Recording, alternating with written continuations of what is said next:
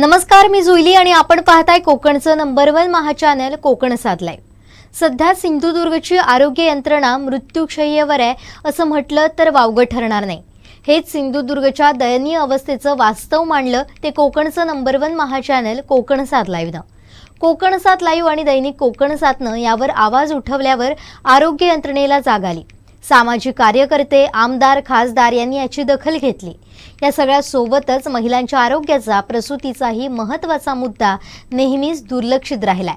नव्या जीवाला जन्म देणं, आपल्या बाळाला पहिल्यांदा हातात घेऊन जवळ करणं यासारखं दुसरं सुख, समाधान आणि आनंद एखाद्या मातेला नसतो। बाळाला जन्म देणं म्हणजे मातेचा दुसरा पुनर्जन्मच असतो। एका बाजूला बाळाला जन्म देण्याचं सुख तर दुसऱ्या बाजूला होणाऱ्या वेदना, त्रास। वेळीच योग्य उपचार झाले नाहीत, प्रसूती झाली नाही तर जीवाला धोकाही असतो आणि हीच भीती सिंधुदुर्गातल्या सध्या मातांना भेडसावते। रुग्णालय आहेत मात्र तज्ञ डॉक्टर नाहीत, भूलतज्ञ नाहीत, अत्याधुनिक सुविधा नाहीत आणि हे सगळं सुधारण्याची आपल्या लोकप्रतिनिधींची, शासनाची मानसिकता दिसत नाही असं चित्र सध्या पाहायला मिळतंय। त्यामुळे सरकारी रुग्णालयात जाण्यापेक्षा ओढा असतो तो खासगी रुग्णालयाकडे। या सुविधा सर्वसामान्यांना परवडणाऱ्या नसतात, मात्र बऱ्याचदा नाईलाजास्तव कर्ज काढून जीव वाचवण्यासाठी या महिलांना खासगी रुग्णालयांकडे वळण्याशिवाय पर्याय नसतो। आणखीन भयानक अवस्था म्हणजे चांगले रस्ते, राहण्याची व्यवस्था नसल्यानं रुग्णवाहिकेतच प्रसूती झाल्याच्या घटनाही घडल्या। 108 मध्ये या वर्षात 10 ते 11 प्रसूती झाल्या। यात ग्रामीण आणि डोंगरी भागातील प्रमाण अधिक आहे। तर 2014 पासून सिंधुदुर्ग जिल्ह्यात 108 मध्ये तब्बल 240 महिलांची प्रसूती झाल्याची माहिती आहे। एकूणच जिल्ह्यातील या अवस्थेचा आढावा घेतलाय आमचे सावंतवाडी करेस्पॉन्डंट विनायक गावस यांनी। विनायक, नेमकी काय परिस्थिती आहे या सिंधुदुर्गची? सिंधुदुर्ग जिल्ह्यातल्या ज्या गर्भवती महिला आहेत यांना उपचारासाठी सिंधुदुर्गच्या बाहेर सुद्धा जावं लागतं अशी परिस्थिती सिंधुदुर्ग जिल्ह्यातली आपल्याला पाहायला मिळते। सिंधुदुर्ग जिल्हा रुग्णालय जिथे शासकीय वैद्यकीय महाविद्यालय आहे त्या ठिकाणी स्त्रीरोग तज्ज्ञ जी पदं आहेत ती रिक्त आहेत असल्याचं कालच समोर आलं होतं। डीननीच याबाबतची माहिती आहे ती दिली होती आणि त्या पद्धतीनं आपण पाहिलं होतं की ज्या गर्भवती महिला आहेत त्यांना जिल्ह्यात प्रसूती करण्यासाठी जे उपचार किंवा प्रसूतीसुद्धा आहे ते जिल्ह्यात होणार नाही का असा प्रश्न या निमित्तानं निर्माण झाला होता। सावंतवाडी असेल, कणकवली असेल, कुडाळ ग्रामीण रुग्णालय असेल, देवगड असेल किंवा अन्य ज्या रुग्णालयामध्ये स्त्रीरोग तज्ज्ञ आहेत त्या ठिकाणी प्रसूती होते आहे, प्रसूती केली जाते। परंतु सगळ्यात महत्त्वाची बाब अशी म्हणजे की ज्यावेळी प्रसूती ही केली जाते त्यात नॉर्मल प्रसूती होण्याचे जे प्रमाण आहे ते खूप कमी झालेलं आपल्याला दिसून येतं आणि त्या बदल्यात जर पाहिलं तर सर्जरी आहे ती अधिक प्रमाणात होते आणि ही सर्जरीचं जे प्रमाण आहे ते संपूर्ण जिल्ह्यामध्ये मोठ्या प्रमाणात दिसून येतं आहे। सर्जरी केल्यानंतर ज्या गर्भवती स्त्रिया असतात, ज्या महिला असतात त्यांना टाके घातले जातात। ह्या टाक्यांच्या माध्यमातून इन्फेक्शन होणं किंवा त्या टाक्यांमध्ये पस होणं अशा पद्धतीचे प्रकारसुद्धा या ठिकाणी आपल्या जिल्ह्यामध्ये घडताना पाहायला मिळतात आणि यानंतर जेव्हा परिस्थिती हाताबाहेर जाते किंवा इन्फेक्शन होतं अशावेळी ते पेशंट आहेत ते गोव्याला किंवा अन्यत्र रेफर गेल्याच्या घटना या सिंधुदुर्ग जिल्ह्यात शासकीय रुग्णालयांच्या माध्यमातून याआधी घडताना पाहायला मिळालेल्या आहेत। सिंधुदुर्ग जिल्ह्यात मोठ्या प्रमाणात खाजगी रुग्णालयात सुद्धा प्रसूती केली जाते। प्रत्येक तालुक्यात किमान 4 ते 5 ठिकाणी प्रसूती केली जाते। ज्या गर्भवती महिला आहेत त्यांची ही प्रसूती खाजगी रुग्णालयांमध्ये सुद्धा होते आणि त्याची साधारण आकडेवारी बघितली तर जिल्ह्यात किमान 25 ते 25 ठिकाणी तरी ही खाजगीरित्या प्रसूती केली जाते। डिलिव्हरीची आहे ती त्या ठिकाणी होताना आपल्याला पाहायला मिळते। पण महत्त्वाचा मुद्दा पुन्हा एकदा हाच येतो की ज्यावेळी प्रसूती झाल्यानंतर, सिझरिंग झाल्यानंतर, टाके घातल्यानंतर ज्या पद्धतीनं त्या महिलांना त्रास सहन करावा लागतो, त्याच्यामध्ये त्यांना इन्फेक्शन सहन करावं लागतं आणि नंतर जे उपचार घ्यायचे असतात ते त्यांना शासकीय रुग्णालयात मिळत नाही आणि याकडे खऱ्या अर्थानं शासनानं लक्ष देणं खूप आवश्यक झालेलं आहे। त्याचबरोबर महिलांच्या माध्यमातून अशी सुद्धा मागणी समोर येत आहे की ज्या स्त्रीरोग तज्ज्ञ हे जे पद आहे त्याच्यावर पुरुष अनेक ठिकाणी पाहायला मिळतात। त्याचबरोबर स्त्रियांना सुद्धा या पदावर सामावून घेतलं जावं जेणेकरून ज्या महिलांच्या ज्या काही समस्या आहेत किंवा महिलांना जो काही त्रास सहन करावा लागतो त्या अगदी बिनधास्तपणे त्यांच्यापर्यंत मांडू शकतील. पुरुष असल्यामुळे काही वेळा महिलांकडनं सगळ्याच गोष्टी ह्या उघडपणे किंवा खुल्यापणे त्यांच्यापर्यंत सांगितल्या जात नाही. त्याच्यामुळे जर महिला स्त्रीरोग तज्ज्ञ पण शासकीय रुग्णालयात उपलब्ध झाल्या तर त्यांच्या माध्यमातून सुद्धा चांगल्या पद्धतीनं सेवा या ठिकाणी होईल आणि अशा पद्धतीची मागणी जी आहे ती जिल्ह्यातल्या महिला नेत्यांकडनं सुद्धा होताना दिसते. आणि त्याचबरोबर आपण जर पाहिलं तर जो खर्च या प्रसूतीसाठी होतो, आपण शासकीय रुग्णालयांचा उल्लेख केला तर अगदी मोफत या ठिकाणी उपचार केले जातात. या ठिकाणी असणारे न्यायाधीश्वर दुर्भाटकर डॉक्टर असताना अनेक लोक हे प्रायव्हेट हॉस्पिटलमध्ये न जाता गव्हर्नमेंट हॉस्पिटलमध्ये येत होते, कारण त्यांची सेवा त्या पद्धतीची होती. आजही ते निवृत्त झाल्यानंतर खाजगी रुग्णालयांच्या माध्यमातून सुद्धा सेवा देत आहेत. त्याचबरोबर ₹1 घेऊन काही संस्थांच्या माध्यमातून सुद्धा ते सेवा देत आहेत आणि प्रसूती करण्यासाठी आपलं जे कार्य आहे इतक्या वर्षांचं ते पुढे घेऊन जात आहे. पण असं असतानाच खाजगी रुग्णालयात जेव्हा एखादा रुग्ण जातो, एखादी महिला जाते, त्यावेळी जर नॉर्मल डिलिव्हरी जरी करायची असेल तरी येणारा खर्च हा 40,000 ते 50,000च्या घरात असतो. सिझरिंग जर असेल तर किमान ₹1,00,000 खर्च हा सिझरिंगसाठी, ऑपरेशनसाठी त्या ठिकाणी येतो. आणि त्याचबरोबर औषधं किंवा अन्य गोष्टी आहेत, या गोष्टी आल्यास त्याच्यामुळे मोठा भुर्दंड आहे तो खाजगी रुग्णालयात गेल्यानंतर सुद्धा इथल्या आमच्या महिलांना, इथल्या नागरिकांना सहन करावा लागतो. त्याच्यामुळे नक्कीच या संदर्भात जिल्हा शल्यचिकित्सकांनी सुद्धा आपली भूमिका स्पष्ट केली आहे. जिल्ह्यामध्ये प्रसूती होत आहेत, प्रसूतीचं प्रमाण आहे, इथे जन्मदर इथल्या लोकांचे जन्म आहेत किंवा गर्भवती महिलांची प्रसूती आहे ते जिल्ह्यातच होत आहेत. पण त्याच्यानंतर जी काही परिस्थिती निर्माण होते, सिझरिंग नंतर काही गोष्टी निर्माण होतात, कधी कधी तर भूलतज्ञ नसल्यामुळे डिलिव्हरीसाठी महिलांना इथनं तिथं हलवलं जातं. कुडाळ ग्रामीण रुग्णालयात नेलं जातं किंवा तिथले पेशंट सावंतवाडीत आणले जातात. अशा पद्धतीचं जे काम आहे किंवा अशा पद्धतीचा कारभार या ठिकाणी होतो. जिल्हा शल्यचिकित्सकांनी याबाबत आपली भूमिका स्पष्ट केली आहे आणि जिल्ह्याच्या बाहेर प्रसूतीच्या बाबतीत जास्त करून पेशंट पाठवले जात नाही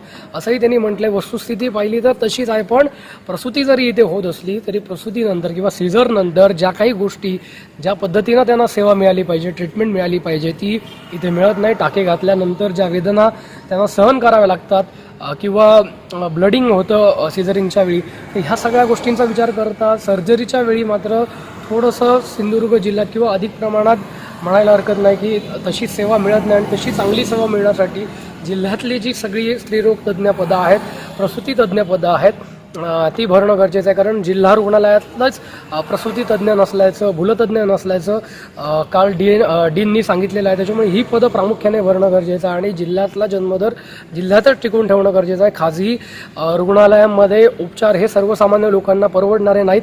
ज्या शासकीय योजना आहेत त्या शासकीय योजना प्रसूतीसाठी नाही आहेत, कारण प्रसूती ही पूर्णपणे शासकीय रुग्णालयामध्ये ₹1 न घेता मोफत केली जाते आहे. त्याच्यामुळे या सगळ्याकडे लोकप्रतिनिधींनी बघणं गरजेचं आहे. याच्या संदर्भातला पाठपुरावा सुद्धा वैद्यकीय प्रशासनाच्या माध्यमातून वेळोवेळी केल्याचं जे वैद्यकीय अधिकारी आहेत किंवा जिल्हा शल्यचिकित्सक आहेत त्यांच्याकडनं सांगितलं गेलं आहे. त्याच्यामुळे त्या संदर्भात लागलीच निर्णय घेऊन ही जी आरोग्य यंत्रणेची परिस्थिती आहे, निदान इथल्या जन्मभूमीत म्हणजे इथले लोक आपण किंवा इथले नेते अभिमानानं सांगतात की आम्ही या लाल मातीत जन्माला आलो, आम्ही ह्या कोकण भूमीत जन्माला आलो. दुर्दैवानं ह्या सगळ्या गोष्टींमुळे अशी परिस्थिती निर्माण होणे. कारण आज आपण पाहिलं तर सावंतवाडी उपजिल्हा रुग्णालयातले डॉक्टर ज्ञानेश्वर येवळे असतील किंवा डॉक्टर धीरज सावंत असतील, हे स्त्रीरोग तज्ज्ञ जे आहेत यांना दोडामार्गमध्ये सुद्धा चार्ज दिलेला आहे. त्याच्यामुळे या डॉक्टरांना सुद्धा अतिरिक्त ताण ऑलरेडी आहेत, पदं जी आहेत ती रिक्त आहेत. त्याच्यामुळे डबल काम असताना त्याचबरोबर एका रुग्णालयातनं दुसरं रुग्णालय सुद्धा जे जिल्हा रुग्णालयापासून किंवा ग्रामीण रुग्णालयापासून खूप दूर आहे, प्रवास मोठा आहे, अशा ठिकाणी सुद्धा त्यांना सेवा द्यावी लागत असल्यामुळे काही डॉक्टर तर त्यातले 11 महिन्यांच्या करारावर आहेत. त्याच्यामुळे त्या डॉक्टरांच्या मानसिकतेचा विचार सुद्धा हा प्रशासनानं करणं गरजेचं आहे आणि ही रिक्त पदं तातडीनं भरून आरोग्याच्या दृष्टिकोनातनं किंवा आरोग्यदृष्ट्या सक्षम होण्यासाठी प्रयत्न करणं गरजेचं आहे. आणि जो आरोग्याचा प्रश्न भेडसावतोय त्याला जे मूळ कारण ठरतंय तो रिक्त पदांचा प्रश्न तात्काळ हाताळणं गरजेचं आहे. धन्यवाद विनायक, आपण दिलेल्या माहितीसाठी. विनायक यांनी सांगितल्याप्रमाणे खासगी रुग्णालयात प्रसूती करणं महागड ठरतंय, सर्वसामान्यांना परवडत नाही. कोकण 7 लाईव्हनं हा मुद्दा उचलून धरल्यानंतर सामाजिक कार्यकर्ता राजकीय क्षेत्रातून संतप्त प्रतिक्रिया उमटताना दिसतात. याबाबत सामाजिक कार्यकर्त्या कमलताई परुळेकर यांना याबाबत विचारलं असता त्या काय म्हणाल्यात पाहूया. खरोखरच आज रुग्ण सेवाच रुग्णशय्येवर राहिलेली आहे असं म्हणायला हरकत नाही. कारण दवाखान्यांच्या मध्ये अनेक ठिकाणी डॉक्टर नाहीयेत. बऱ्याच ठिकाणी गायनॉकॉलॉजिस्ट नाहीयेत. महिला प्रसूतिगृह एक ते कुडाळला जे महिला आरोग्य म्हणजे दवाखाना जो काढलेला आहे, तिथले थोडे रिझल्ट एक पण तो तिथला वैयक्तिक वालावलकर डॉक्टर जरा चांगला आहे. म्हणून तिथले रिझल्ट जरी चांगले आले ते जिल्ह्याभरातला विचार केला तर फार वाईट अवस्था आहे. कारण एखादी बाई जेव्हा प्रसूतिगृहामध्ये जाते त्यावेळेला तिला अनेक वेळेला अमुक नाहीये, ही औषधं आणा, तुमचं मुलंच आडवाय, अमकाय तमकाय असं काय काय सांगून आधी घाबरवलं जातं. आणि मग बऱ्याच वेळेला डॉक्टरांना तिथं काम करायचं नसतं, त्यांना कुठे रजेवर जायचं असतं, रिस्क नको असते, म्हणून मग ती गोव्याची वाट दाखवतात किंवा मग प्रायव्हेटला जा म्हणून सांगतात. आता प्रायव्हेटच्या फीज एवढ्या वाढलेल्या आहेत आणि गोव्यात जाणं पण इतकं सोपं राहिलेलं नाहीये. गोव्यामध्ये जायचं, त्यांच्याबरोबर तिथं राहायची सोय कोणाची नसते, त्यांना माणूस एक न्यायचा, तिथली भाषा आली पाहिजे. अशा सगळ्या अडचणीमध्ये सिंधुदुर्गात ही आरोग्य सेवा मिळतेय की नाही मिळतेय असं म्हणण्या इतकी वाईट परिस्थिती सिंधुदुर्गातल्या आरोग्य सेवेची आलेली आहे. आणि त्यामुळं प्रसूती नीट होणं हे आता रिस्की खूप झालेलं आहे आणि सरकारी डॉक्टरांच्यावर विश्वास ठेवण्याची परिस्थिती राहिलेलीच नाहीये. कोण कधी आपल्याला काय सांगतील ह्याची गॅरंटी राहिलेली नाहीये. त्यामुळे बरेच जण परिस्थिती नसली तरी कर्ज काढून ते प्रायव्हेट दवाखान्यामध्ये जातात. तिथंही फार चांगली सेवा मिळते अशातला भाग नाहीये. पण ही खरंच आता प्रसूतीची व्यवस्था फार वाईट झालेली आहे किंवा आरोग्य सेवाच एकंदरीत या जिल्ह्यातली फार वाईट झालेली आहे. मेडिकल कॉलेज झाल्यामुळं आता बांबोळीसारखे सुविधा आपल्याला इथं मिळणार आहेत अशा भ्रमामध्ये आम्ही होतो. परंतु त्या मेडिकल कॉलेजच्या आजच वर्तमानपत्रात बघितलं, खासदारांनी त्या डीननाच सांगितलं तुमची आता बदली करून टाकतो. कसलीही सुविधा तिथं मिळत नव्हती. म्हणजे आधी सिव्हिलला मिळत होती असाही अर्थ नाहीये, पण आता मेडिकल कॉलेज झाल्यानंतर त्याच्यामध्ये जास्त सोयी मिळायला पाहिजे होत्या, जास्त सवलती मिळायला पाहिजे होत्या, पण त्यातलं काहीही झालेलं नाही. उलट आरोग्य सेवा महाग झालेली आहे. काय झालं की मी जिल्हा परिषद सदस्य होते 92 ते 97. आम्हाला आठवते की आम्ही जरा कुठल्या पीएचसीला काही डॉक्टर नाही आहे, नाहीतर कुठं काय त्यांनी अन्याय केला, नाहीतर कुठेतरी फीस घेतली आणि काय केलं प्रायव्हेटमध्ये प्रॅक्टिस केलं आणि सरकारी सुविधा नाकारल्या, तर लगेच त्याची आरोग्य समिती असायची जिल्हा परिषद, त्याच्यामध्ये चर्चा व्हायची. लगेच त्याच्यात डीएचओला सांगितलं जायचं तिथे त्याची चौकशी करा, पुढच्या मिटिंगला आम्हाला कळलं पाहिजे, किंवा आरोग्य सभापती सुद्धा अलर्ट असायचे. आता सध्याच्या परिस्थितीत आता नेते मंडळी नाही आहेत, कारण निवडणुकांचा कालावधी संपून गेलाय. त्यामुळं आता जरी पदाधिकारी नसले तरी गेल्या 5 वर्षामध्ये होते ते पदाधिकारी. पण पदाधिकाऱ्यांचं सुद्धा इतकं गडबड सध्या वाटते. म्हणजे खरं तर काही चांगले असतील त्याच्यामध्ये, त्यांच्यावर अन्याय केल्यासारखं होईल, पण पदाधिकारी सुद्धा मला कुठलं टेंडर मिळतंय काय आणि मला कुठलं काय हे मिळते काय ह्याच्या मागे लागलेले आहेत. सामान्य माणसाकडे लक्ष द्यायला कोणालाही सवड नाही आहे. राजकारण इतकं घाणेरडं झालेलं आहे की त्या सभागृहामध्ये गेल्यानंतर आपला सामान्य माणूस, शेवटचा माणूस हा आपलं टार्गेट असलं पाहिजे. बाकीचे कुठला पक्ष, कुठला तुला कोणी विरोध केलाय, तुझ्या कोणी बाजूनं बोलते, हे असता कामा नये असं तारतम्य आम्ही त्यावेळेला बाळगत होतो. आत्ता मात्र ही परिस्थिती राहिलेली नाहीये. तो शिवसेनेचा आहे ना, मग त्याचं काम करायचं नाही. तो भाजपचा आहे ना, मग त्याचं काम करायचं नाही. तो आणखी काँग्रेसचा आहे ना, त्याचं काम करायचं नाही. अशा पद्धतीचं घाणेरडं राजकारण चाललंय. त्याच्यात सामान्य माणूस खूप भरडला जातोय. या पुढाऱ्यांचं काही बिघडत नाही, कारण त्यांनी बक्कळ पैसा मिळवलेला आहे किंवा पैसेवालेच किमान निवडून आलेले आहेत, अशी परिस्थिती सध्या आहे. त्यामुळे त्यांना आरोग्य सुविधा त्यांच्या बायकांना, त्यांच्या पोरांना, त्यांच्या आणि कोणाला त्या चांगल्या मिळतात. आणि पुढारी आहे हा कधीतरी आपला वचपा काढेल म्हणून ते डॉक्टर सुद्धा लाचारासारखे हाजी हाजी त्याच्यासमोर करून त्याला देतात चांगल्या सुविधा. पण सामान्य माणसाचं काय? सामान्य माणसाला अजिबात सुविधा ह्या मिळत नाहीत. आणि सांगायचं कुणाला? त्या आमच्या वेळेला कधीतरी कुणाला सांगितलं तर आम्ही आवाज तरी उठवत होतो. आता सांगूनही उपयोग नाहीये, पण कोण आवाज उठवणारही राहिलेलं नाहीये. अशी सगळी परिस्थिती झाली आहे. त्याचा गैरफायदा शुक्रवारी गावाला जाणं आणि सोमवारी परत येणं असं काही डॉक्टर घेतात. काही जण औषधच नाहीये म्हणून सांगतात. आणि माझ्या माहितीप्रमाणे औषधांचा पण खूप तुटवडा पीएचसीला किंवा सरकारी रुग्णालयामध्ये मुद्दाम केला जातोय, कारण प्रायव्हेट वाले त्यांना बांधून ठेवतात असं माझं मत झालेलं आहे. सरकारीवाल्यांना की तुम्ही तुमच्याकडे नाहीये म्हटलं की आमचं गिराईक आणि आमचं मीटर चालू झालं. आणि म्हणून अशा पद्धतीनं अप्रामाणिकपणा डॉक्टरांनी सोडला पाहिजे. सामान्य माणसानं तिथं मिळत नाही म्हणून त्याच्या विरुद्ध आवाज उठवला पाहिजे. नेते मंडळींनी त्याच्या विरुद्ध आवाज उठवला पाहिजे आणि सामान्यातल्या सामान्य माणसाला सरकारी सुविधा कशा पद्धतीने जास्तीत जास्त मिळतील आणि त्याचं जगणं सुसह्य होईल हे बघितलं पाहिजे.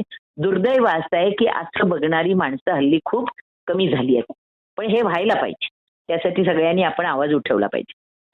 कमलताई परुळेकर यांनी राजकारण्यांना खडेबोल सुनावलेत.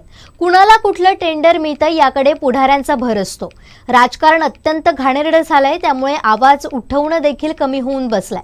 त्याचबरोबर सरकारी रुग्णालयातील औषधांचा तुटवडा मुद्दाम केला जातोय असा आरोपही सामाजिक कार्यकर्त्या कमलताई परुळेकर यांनी केलाय. परुळेकर यांची प्रतिक्रिया आल्यानंतर यावर राष्ट्रवादीच्या कोकण विभाग महिला अध्यक्ष अर्चना घारेपरब यांच्याशी कोकणसाद लाईव्हनं संवाद साधला. यावेळी त्या काय म्हणाल्यात पाहूयात. तसं बघितलं तर सिंधुदुर्ग जिल्ह्यातली जी आरोग्याची परिस्थिती आहे ती अतिशय दारुण आहे. सगळी व्यवस्थाच व्हेंटिलेटरवर आहे. आता जिल्हा रुग्णालय असेल, मेडिकल कॉलेजचं हॉस्पिटल असेल, प्रत्येक ठिकाणी म्हणजे रिक्त पदं आहेत, डॉक्टर नाही आहेत. जे आहेत ते काही मेडिकल ऑफिसर्स आहेत फक्त, पण काहीच म्हणजे सोयी सुविधा अशा नाही आहेत. आणि सगळ्यात महत्वाचं म्हणजे वाईट याच्यासाठी वाटतं की महिलांच्या ज्या म्हणजे गायनाक विभाग असेल तर तिथे तज्ञ डॉक्टर नाही आहेत. आणि मग अशा वेळेला महिला जाणार कुठे? आता आपले ओरोसचं रुग्णालय झालं तर तिथे महिलांच्या कोणत्याही म्हणजे मी बघितलं तर तज्ञ डॉक्टर नाही आहेत. म्हणजे हार्डली महिन्यातनं 4 ते 5 डिलिव्हरी तिथे होताना दिसतात. आणि कितीतरी महिलांना गोव्याला जावं लागतं. म्हणजे इथे तर मग सावंतवाडीला एखादं असेल रुग्णालय, कणकवलीला जावं लागतं. म्हणजे ओरोसला जिल्हा रुग्णालय असूनही तिथे चांगल्या सुविधा मिळत नाही. आणि महिलांचं म्हणजे खूप वाईट वाटतं त्यामुळे की यासाठी आमची मागणी अशी राहील की एखादं गायनाकॉलॉजिस्ट म्हणजे एक लेडीज गायनाकॉलॉजिस्ट मिळाली तर चांगलीच गोष्ट आहे. आणि ती असावी इथे जिल्ह्यामध्ये ओरोसला रुग्णालयामध्ये.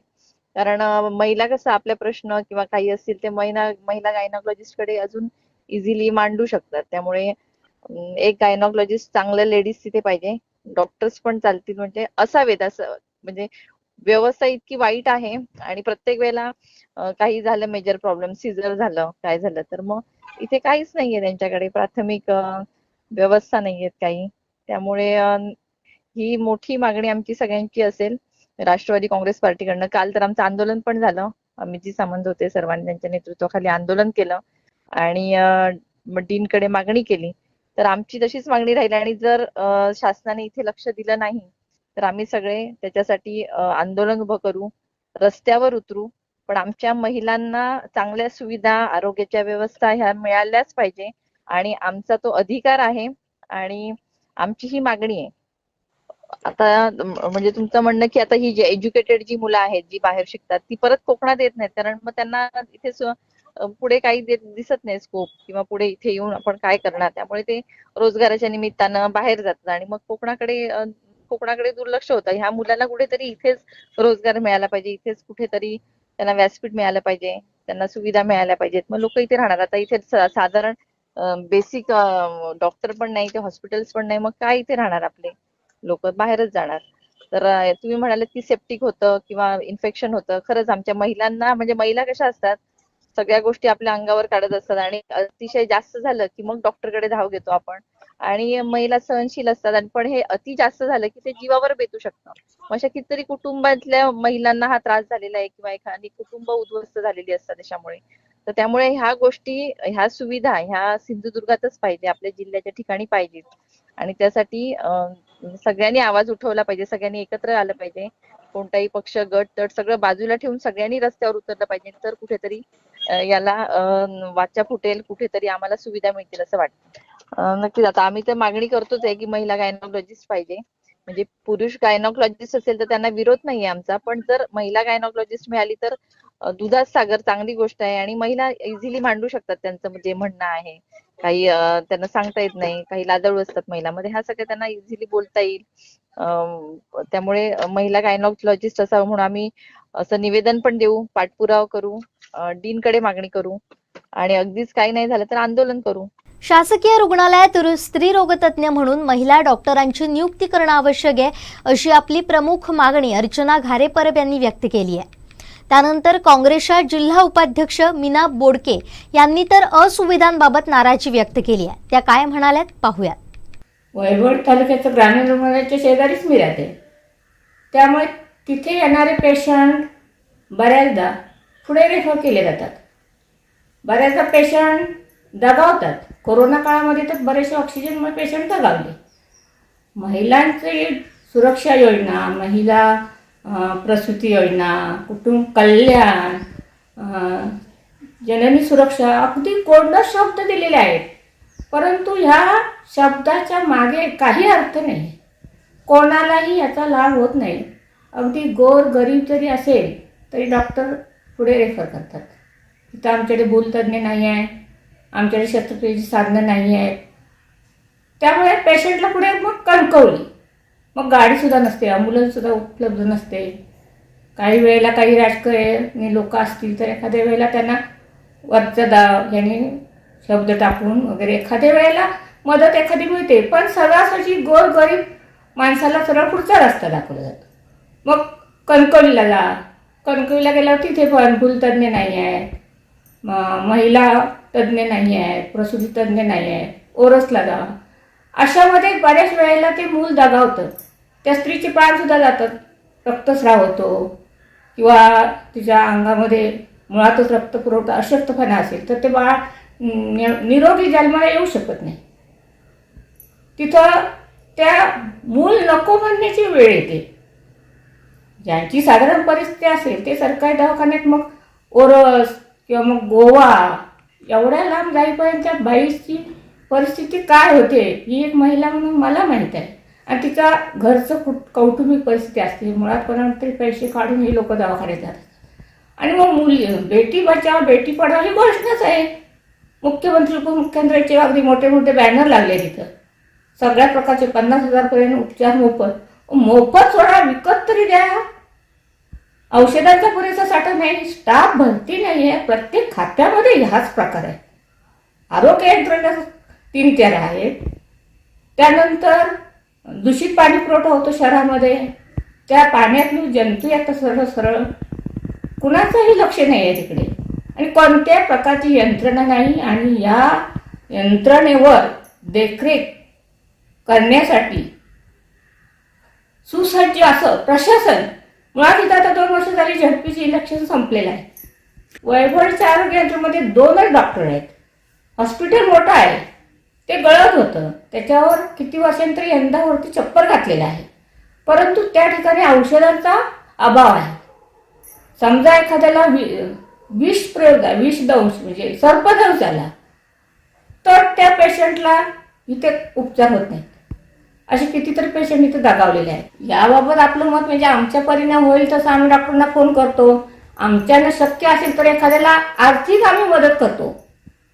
त्यापैकी आमचीच सत्ता नाही आहे, आमची ताकद मर्यादित आहे. सहानुभूती म्हणून ती सहानुभूती सुद्धा तेवढ्याशा कामाची नसते आहे.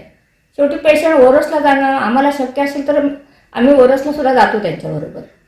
तिथून जर पुढे पाठवायचं असेल तर मग हैराण व्हायला होतं. मग शेवटी खाजगी दवाखान्याचा पर्याय उपलब्ध राहतो. आणि मग त्यांना अक्षरशः घरदार असेल नसेल तरी काय असेल ते विकावं लागतं किंवा कितीतरी वर्ष ते देणं फेडण्यासाठी त्यांना गडीपणा करावा लागतो. अशा परिस्थितीमध्ये ती मुलं सक्षम कशी होणार, बेटी सक्षम होणार कशी? त्या बेटीला अन्न नाही खायला, तिच्या आईला जर पूर्ण घटक मिळत नाही आहे. कोणती ती APJ अब्दुल कलाम यांच्या नावाने गरोदर महिलांसाठी मध्यान्ह भोजन योजना काढलेली आहे. ती योजना इथे नाहीच आहे. ह्या हॉस्पिटलमध्ये गेलं तर बघितलं तर ती योजना इथे नाहीच आहे. मग महिलांसाठी सक्षमीकरण करायचे आणि भावी पिढी जर आपल्याला सक्षम करायची असेल तर सक्षम मुलं जन्माला घातली पाहिजे. त्या आईला पण तेवढं सक्षम ठेवलं पाहिजे. तर हे सगळं कागदावर आहे. दररोज आम्ही घोषणा बघतो, टीव्हीवर जाहिराती बघतो, प्रत्यक्ष त्याचा लाभ महिलांना फारसा म्हणणे असे नाहीच आहे. इथं ग्रामीण भागामध्ये वैभववाडीमध्ये तरी त्याचा लाभ महिलांना होत नाही. 90% डिलेव्हरीच्या पेशंट हा फार पुढं पाठवले जातात. आणि नॉर्मल सरासरी होणारी असेल तर मग ती अपवादात्मक इथे डिलेव्हरी होते. वास्तविक डिलेव्हरी शास्त्रोक्त पद्धतीनं दवाखान्यातच व्हावी लागते.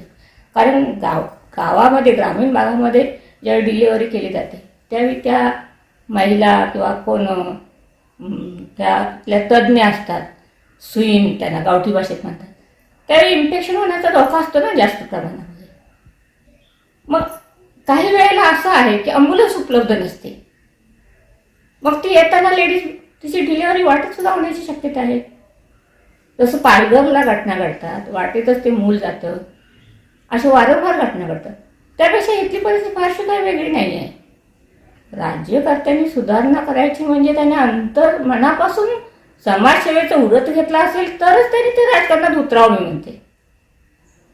आपण निवड मोठेपणासाठी किंवा जाहिरातबाजीसाठी जुन्या योजना पुसायच्या, नव्या योजना लावायच्या असं जर असेल तर हे असंच चालू राहणार. मग भारत जगामध्ये जो महाशक्ती होणार आहे हे स्वप्नच राहणार आहे.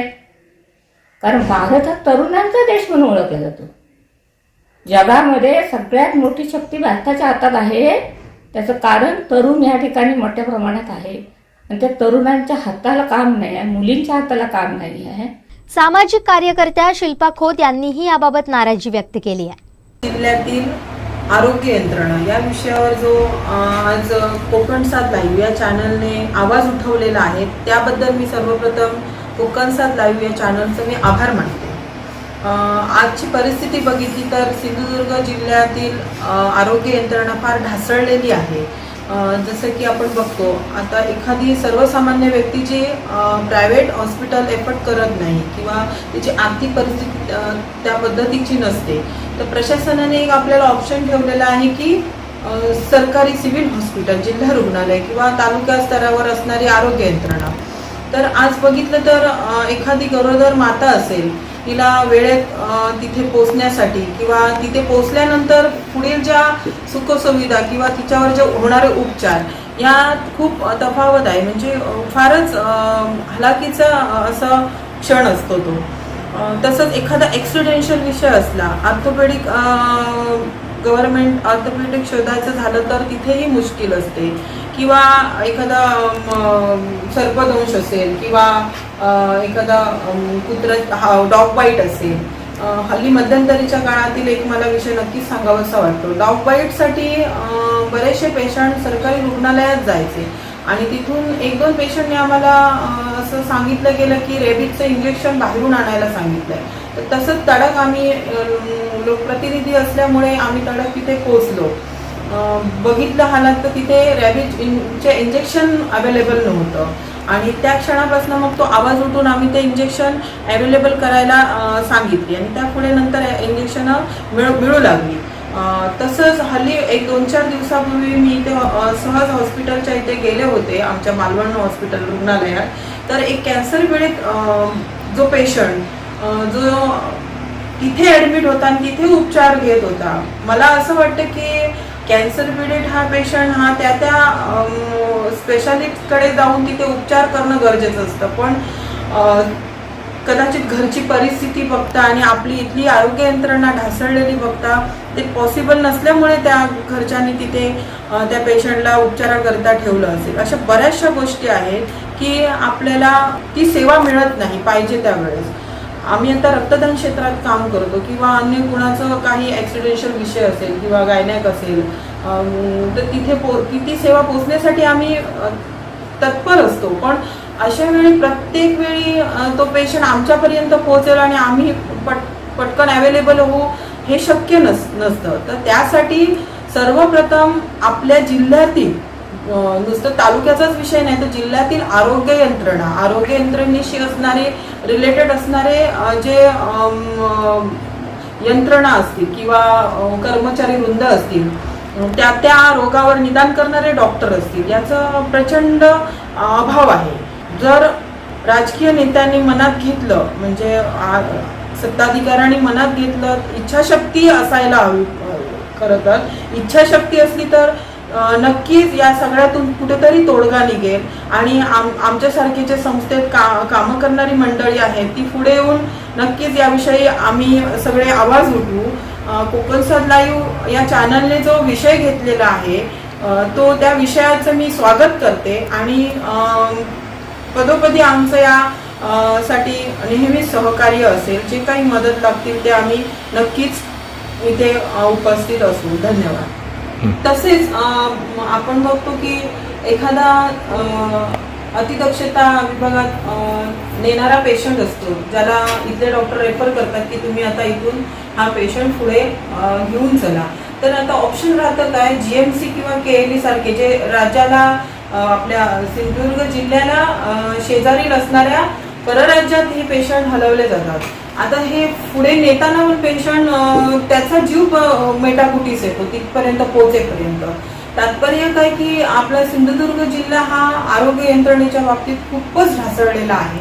तर सर्वांना मी विनंती आहे, एकजूट होऊन इच्छाशक्ती जागृत करून आपण या विषयावर नक्कीच तोडगा काढायला हवा. यापुढे होणारी आरोग्य यंत्रणा ही सज्जच असायला हवी असं आमचं मत आहे. धन्यवाद.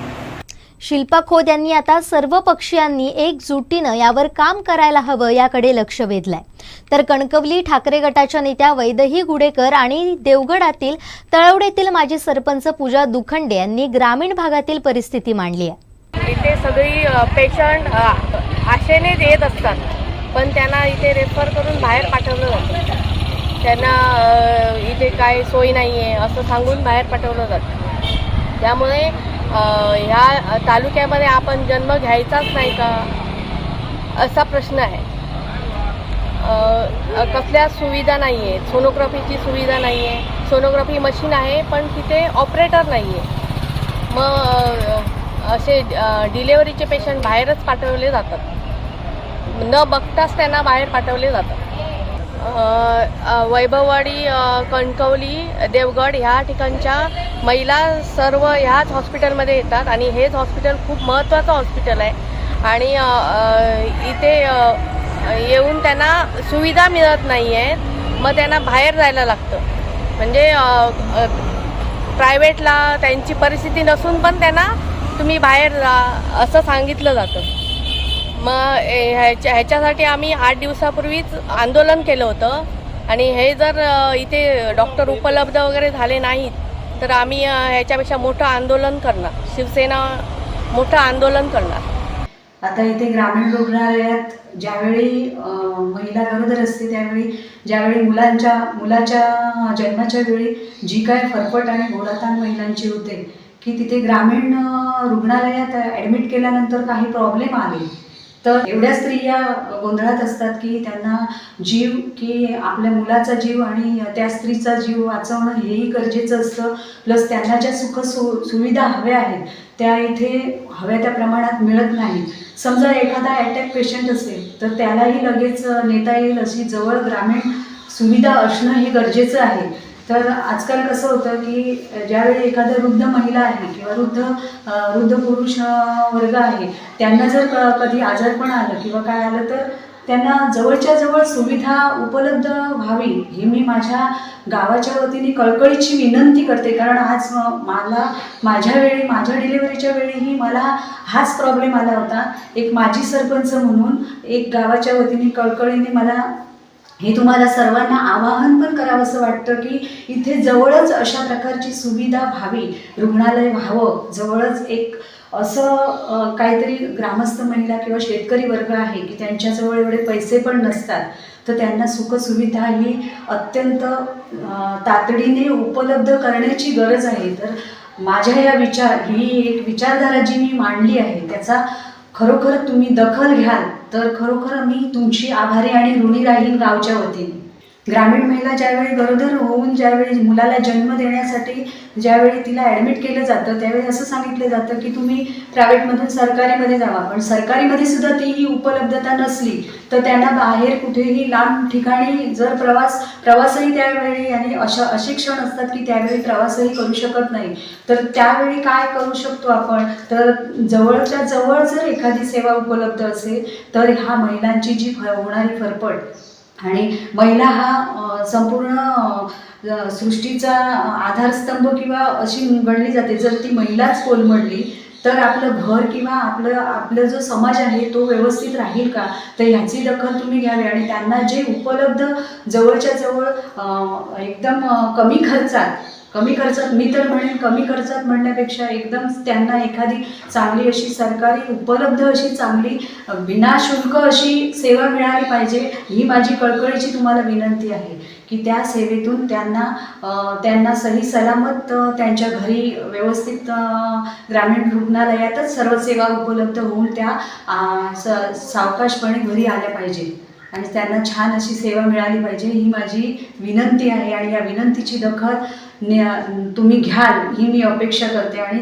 याच गावात नव्हे तर बाकी इतरत्र या देवगड भागात किंवा आणि ठिकठिकाणी जी गावं आहेत, त्या गावातल्या महिला आहेत, त्यांची जी ही गरज भागत नाहीये, ती गरज तुम्ही भागवावी आणि त्या गरजेचा तुम्ही नक्की विचार करा, ही मी एक विनंती करते आहे.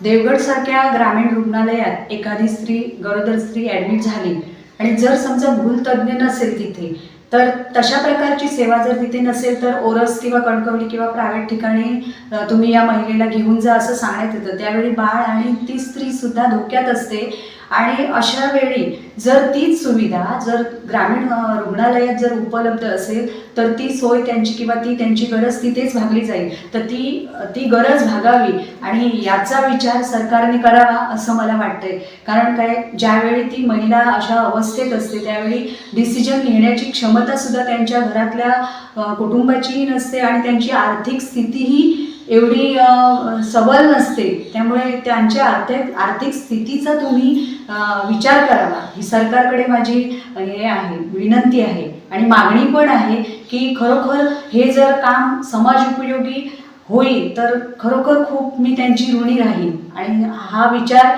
तुम्ही सरकारने करावा, ही माझी कळकळीची विनंती आहे. पेशंटला ॲडमिट केल्यानंतर सरकारी जी डॉक्टरी जी काय हाताळण्याची शस्त्रक्रिया करण्याची म्हणा किंवा जी काय उपलब्धता साहित्याची नाही आहे त्याची दखल सरकारने घ्यावी, जेणेकरून ग्रामीण भागातील महिला ही नेहमी ग्रामीण भागातील महिलेचा उपयोग केला जाईल, तिची गरज तिथे भागली जाईल. तिला जी काय ॲडमिट करते वेळी किंवा त्या उपचारांतर्गत जे काही साहित्य आहे ते सरकारने पुरवावं, ही माझी सरपंच म्हणून कळकळीची विनंती आहे. आणि त्याचा सरकारने जरूर विचार करावा. कारण काय, ग्रामीण महिलेपर्यंत जोपर्यंत ही क्षमता पोचत नाही, जोपर्यंत हे सर्व साहित्य किंवा जोपर्यंत ही उपलब्धता पोचत नाही, तोपर्यंत ग्रामीण महिला सक्षम होऊ शकत नाही.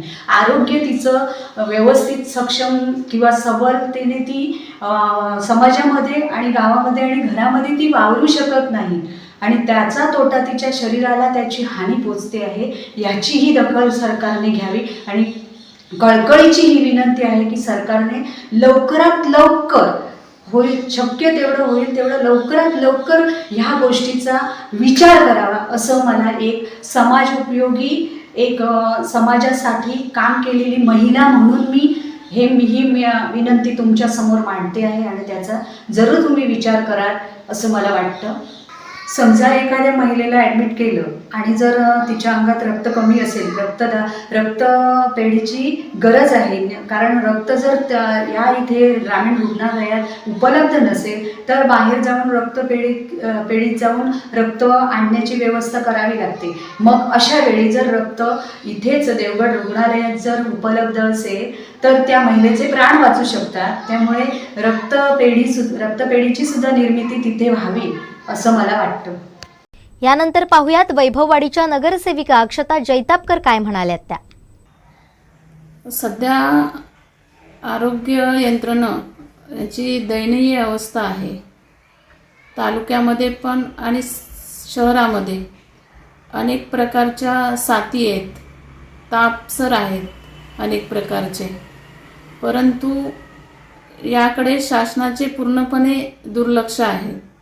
त्यामुळे नागरिकांना जशी सेवा मिळायला पाहिजे तशी सेवा मिळत नाही. याचं कारण काय, शासनाने जी पदं भरायला पाहिजेत ती भरली जात नाहीत. अनेक पदं रिकामी आहेत. औषधांचा तुटवडा आहे. अनेक प्रकारची यंत्रणाही तिथे नाहीत. आता एखादा नागरिक तिथे गेला तर त्याला एखादा ताप असेल तर त्या तापाचं निदान तिथे होत नाही. तिथे सांगितलं जातं असं की 2 दिवसांनी रिपोर्ट मिळेल. मग 2 दिवस ते काय करणार? तोपर्यंत तो पेशंट खालावला जातो ना. मग त्याला बाहेर कुठेतरी जावं लागतं. बाहेर गेल्यानंतर खाजगीमध्ये त्यांना आर्थिक भुर्दंड सोसावा लागतो आणि तिथे डॉक्टरही नाहीत. डॉक्टर नसल्यामुळे 24 तास डॉक्टरची सेवा पूर्वी मिळायची, परंतु आता मिळाली जात नाहीत. कारण ते कॉन्ट्रॅक्ट बेसवरती डॉक्टर भरले, त्या डॉक्टरांना वेळेत पगारही मिळत नाही. पगार न मिळाल्यामुळे आणि त्यांना दिलेल्या टायमिंगमध्येच ते काम करतात आणि जातात.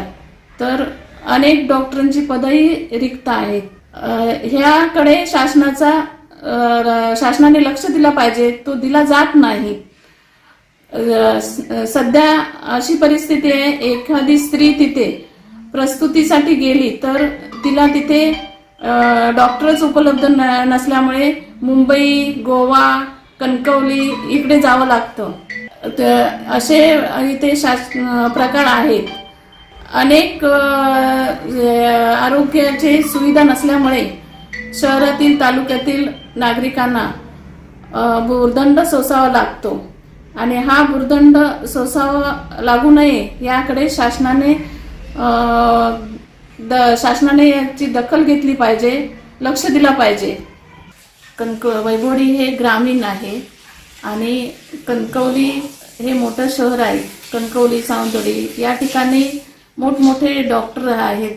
डॉक्टरांकडे इतर यंत्रणाही उपलब्ध आहेत. त्यामुळे तिथल्या नागरिकांची चांगल्या प्रकारे त्यांना सुविधा उपलब्ध होते. परंतु वैभववाडी तसं होत नाही. काही डॉक्टर आहेत परंतु त्यांच्याकडे सर्वच यंत्रणं आणि सर्वच इतर आजार आहेत, त्यावरती डॉक्टर उपलब्ध नसल्यामुळे वैभववाडीमध्ये नागरिकांचे जास्त आरोग्याच्या बाबतीत हाल होतात.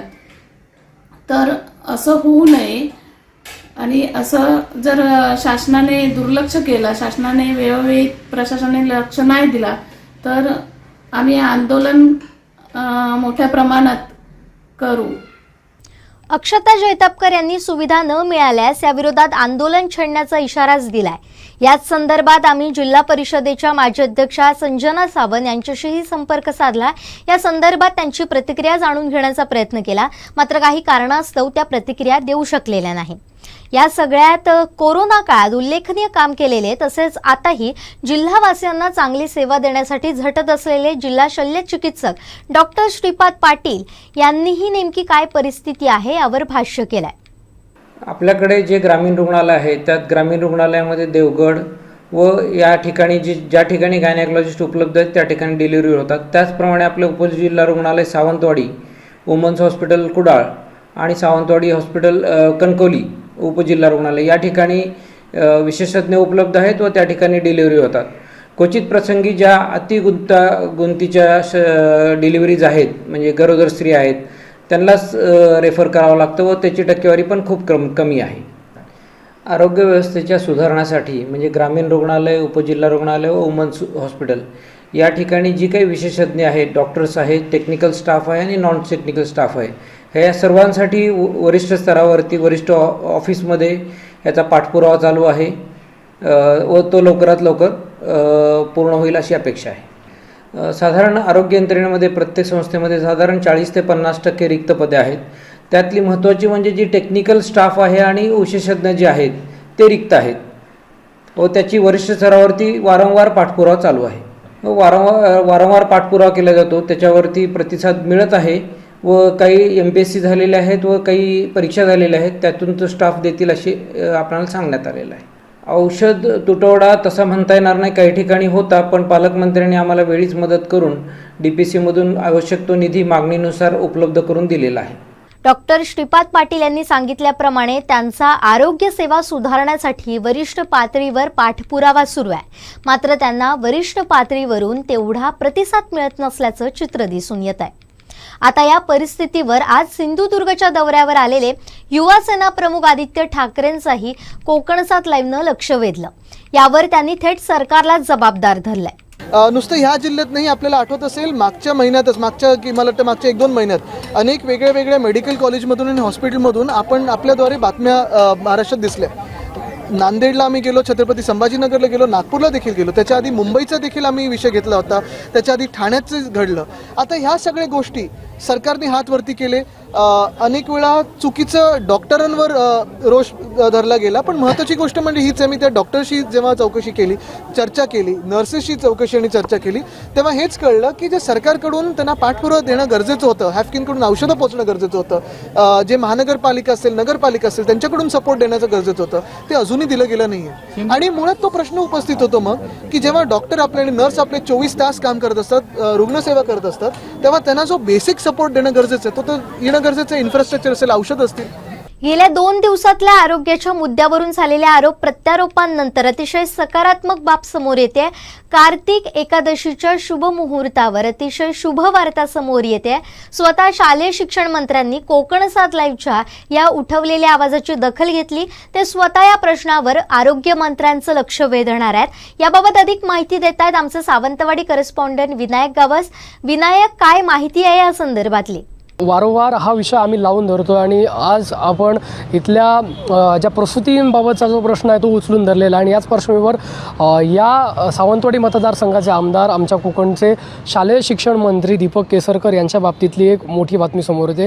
दीपक केसरकर हे या 2 दिवसामध्ये सिंधुदुर्ग जिल्हा दौऱ्यावर येणार आहेत, सावंतवाडी मतदारसंघाच्या दौऱ्यात येणार आहेत आणि त्यावेळी ते सुद्धा सावंतवाडी उपजिल्हा रुग्णालय असेल, दोडामार्ग ग्रामीण रुग्णालय असेल, इथल्या रुग्णालयांचा आढावा घेणार आणि त्याचबरोबर सिंधुदुर्ग जिल्ह्यातल्या सगळ्याच जी उपजिल्हा रुग्णालय आहेत, जिल्हा रुग्णालय, शासकीय वैद्यकीय महाविद्यालय आणि ग्रामीण रुग्णालय आहेत, या सगळ्यांचाच आढावा ते बैठकीमध्ये घेणार. आणि त्याचबरोबर महत्त्वाची बातमी अशी समोर येते ती म्हणजे दीपक केसरकर यांच्याचकडनं ही माहिती दिली गेली आहे की सिंधुदुर्ग जिल्ह्यातल्या अर्ध्याहून अधिक किंवा 40% अधिक जी रिक्त पदं आहेत ती रिक्त पदं भरण्यासाठी शालेय शिक्षण मंत्री दीपक केसरकर हे जे महाराष्ट्र राज्याचे आरोग्यमंत्री आहेत तानाजी सावंत यांची भेट घेणार आहेत, यांच्याशी त्याबाबत चर्चा करणार आहे आणि सिंधुदुर्ग जिल्ह्यातल्या या आरोग्य यंत्रणेला सक्षम करण्यासाठी ते कुठेतरी प्रयत्न करणार. आणि याबाबतची माहिती ही स्वतः शालेय शिक्षण मंत्री दीपक केसरकर यांनी दिलेली आहे. आजच्या क्षणाची ही मोठी बातमी आहे. कोकणसात लाईव्हनं हा आवाज उठवताच त्याचे जे पडसाद आहेत ते आता उमटायला सुरू झालेले आहेत. सिंधुदुर्गवासियांना